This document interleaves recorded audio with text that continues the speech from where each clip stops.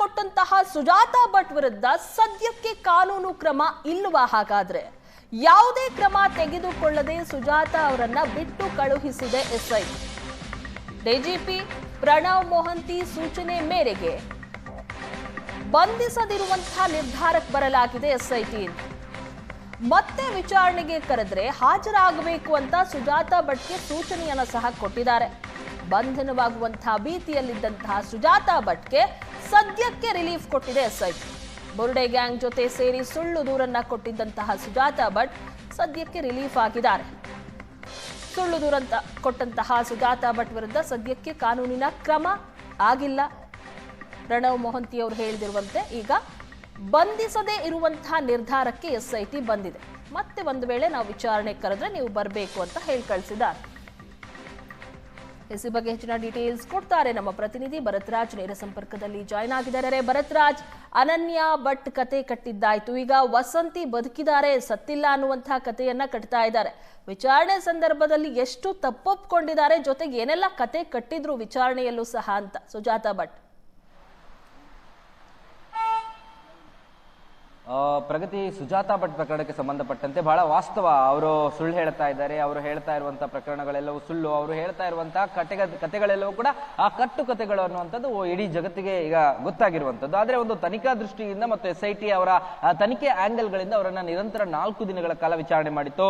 ವಿಚಾರಣೆ ಆರಂಭದಿಂದಲೂ ಅವರು ಸುಳ್ಳು ಸುಳ್ಳು ಸುಳ್ಳು ಅನ್ನುವಂಥದ್ದನ್ನೇ ಹೇಳ್ಕೊಂಡು ಬಂದ್ರು. ಅದರಲ್ಲಿ ಜೊತೆಗೆ ಸುಮಾರು 80% ನಾನು ಸುಳ್ಳು ಹೇಳಿದ್ದೀನಿ, ಉಳಿದದ್ದು ಸ್ವಲ್ಪ 20% ನಾನು ಸತ್ಯ ಹೇಳಿದ್ದೀನಿ ಅನ್ನುವಂಥದ್ದು ರೀತಿಯಲ್ಲಿ. ಆದ್ರೆ 80% ಸುಳ್ಳು ಅನನ್ಯ ಭಟ್ಗೆ ಹೆಸರಿನಲ್ಲಿ ಸೃಷ್ಟಿಸಿದ ಕಥೆಗಳಾಗಿದ್ರೆ 20% ಆ ಪರಿಕಾದಲ್ಲಿ ಧರ್ಮಸ್ಥಳದ ಜಾಗ ಏನಿದೆ ಆ ಜಾಗಕ್ಕೆ ಸಂಬಂಧಪಟ್ಟಂತ ವಿಚಾರ. ಹಾಗಾಗಿ ಅದರಲ್ಲಿ ವಾಸ್ತವತೆಗಳಿದೆ ನಿಜಕ್ಕೂ ಕೂಡ. ಯಾಕಂದ್ರೆ ಆ ಕಥೆಗಳ ಹಿಂದೆ 20% ಧರ್ಮಸ್ಥಳದ ಜಾಗದ ಕಥೆ ಏನಿದೆ ಆ ಕಥೆಯ ಕಾರಣದಿಂದಲೇ ಈ 80% ಸುಳ್ಳುಗಳು ಹುಟ್ಟುಕೊಂಡಿರುವಂತದ್ದು. ಅದನ್ನ ಬಹಳ ಪ್ರಾಮಾಣಿಕವಾಗಿ ಅವರು ಒಪ್ಕೊಂಡಿದ್ದಾರೆ. ಹಾಗಾಗಿ ಸುಮಾರು ಒಂದು 50 ಪೇಜ್ಗಳ ಸ್ಟೇಟ್ಮೆಂಟ್ ಗಳನ್ನ ರೆಕಾರ್ಡ್ ಮಾಡಲಾಗಿದೆ, ಹೇಳಿಕೆಯನ್ನ ದಾಖಲು ಮಾಡ್ತಾರೆ, ವಿಡಿಯೋ ರೆಕಾರ್ಡಿಂಗ್ ಕೂಡ ಮಾಡಲಾಗಿದೆ.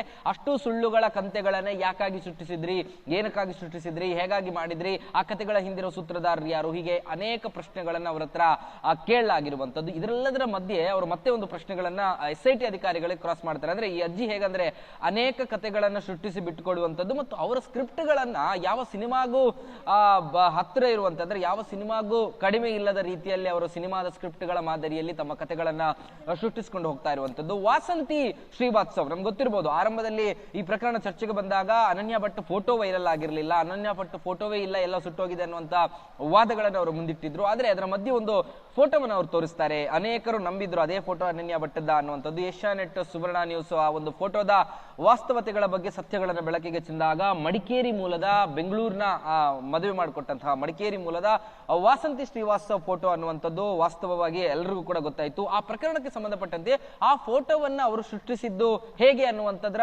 ಅಸಲಿಯತ್ತನ್ನ ಸುವರ್ಣ ನ್ಯೂಸ್ ಇದರ ಬಗ್ಗೆ ಸಮಗ್ರವಾದ ವರದಿಗಳನ್ನು ಬಹಿರಂಗಪಡಿಸಿದ್ರು. ಆ ಒಂದು ಫೋಟೋವನ್ನ ಅವರನ್ನ ಈಗ ಆ ಫೋಟೋದಲ್ಲಿರುವಂತಹ ವಾಸಂತಿ ಶ್ರೀವಾತ್ಸವ್ ಬಗ್ಗೆ ಒಂದು ಹೊಸ ಕಥೆಯನ್ನ ಸುಜಾತಾ ಭಟ್ SIT ಮುಂದಿಟ್ಟಿದ್ದಾರೆ. ಯಾಕಂದ್ರೆ ಅವರು ವಾಸಂತಿ ಶ್ರೀವಾತ್ಸವ್ 2007ರಲ್ಲಿ ಆಕೆಯ ಮೃತದೇಹ ನೀರಿನಲ್ಲಿ ನದಿಯಲ್ಲಿ ಸಿಕ್ಕಿತ್ತು. ಹಾಗಾಗಿ ಇವರು ಆ ವಾದವನ್ನೇ ತೆಗೆದುಕೊಂಡು, ಆ ಒಂದು ಉತ್ತರಗಳನ್ನೇ ತೆಗೆದುಕೊಂಡು ಅದರಲ್ಲಿ ಒಂದು ಹೊಸ ವಾದವನ್ನ ಮುಂದಿಟ್ಟಂತದ್ದು.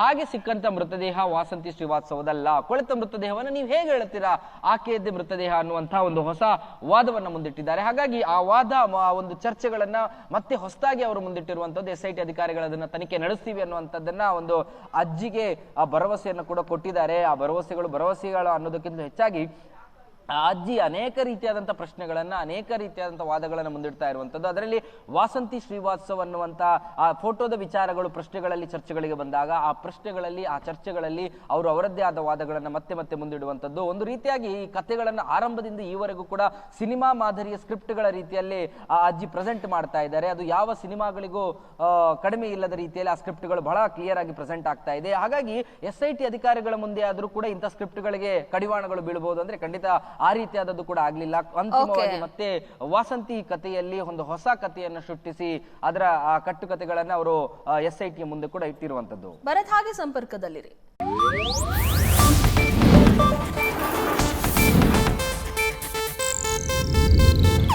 ಇದು ಏಷ್ಯಾನೆಟ್ ನ್ಯೂಸ್ ನೆಟ್ವರ್ಕ್ ಪ್ರಸ್ತುತಿ.